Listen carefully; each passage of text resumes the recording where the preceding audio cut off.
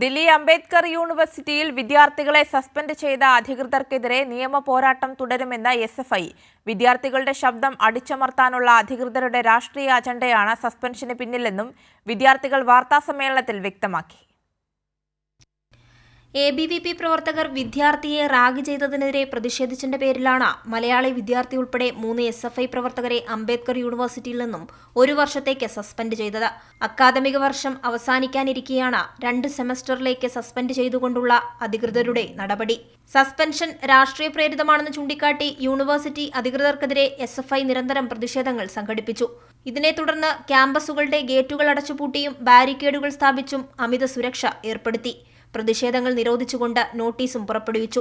ABVPക്കെതിരെ ശബ്ദമുയർത്തിയതിന്റെ പേരിൽ അക്കാദമിക ജീവിതം തടസ്സപ്പെടുത്തിക്കൊണ്ടുള്ള അധികൃതരുടെ നടപടിക്ക് പിന്നിൽ രാഷ്ട്രീയ അജണ്ടയാണെന്ന് സസ്പെൻഡ് ചെയ്യപ്പെട്ട മലയാളി വിദ്യാർത്ഥി അനൻബിജോ പറഞ്ഞു. ഈ ഇലക്ഷനിലൂടെ തന്നെ ക്യാമ്പസ് വളരെയധികം പൊളിറ്റിക്കലി ചാർജായി, എഡ്യൂക്കേഷനിലേക്ക് മാത്രം അല്ലെങ്കിൽ അക്കാഡമിക്സിലേക്ക് മാത്രം ചുരുങ്ങി നിന്ന ഒരു ക്യാമ്പസ് പെട്ടെന്ന് കാര്യങ്ങളിൽ റിയാക്ട് ചെയ്യാൻ തുടങ്ങി. സ്റ്റുഡൻസിന് മനസ്സിലാവാൻ തുടങ്ങി ഞങ്ങളുടെയും കൂടെ പാർട്ടാണ്, ഞങ്ങൾ കൂടി സംസാരിച്ചാലേ ഇവിടെ അവകാശങ്ങൾ നേടാൻ പറ്റുള്ളൂ. അത് വല്ലാത്ത രീതിയിൽ അഡ്മിനിസ്ട്രേഷനെ ചൊടിപ്പിച്ചിട്ടുണ്ട്. യൂണിവേഴ്സിറ്റി അധികൃതരുടെ നടപടിക്കെതിരെ SFI ദില്ലി ഹൈക്കോടതിയെ സമീപിച്ചിട്ടുണ്ട്. സർവകലാശാലയുടേത് അധികാര ദുർവിനിയോഗമാണെന്നും സസ്പെൻഷൻ പിൻവലിക്കണമെന്നും SFI ദില്ലി സ്റ്റേറ്റ് കമ്മിറ്റി വാർത്താസമ്മേളനത്തിൽ ആവശ്യപ്പെട്ടു. കൈരളി ന്യൂസ്, ദില്ലി.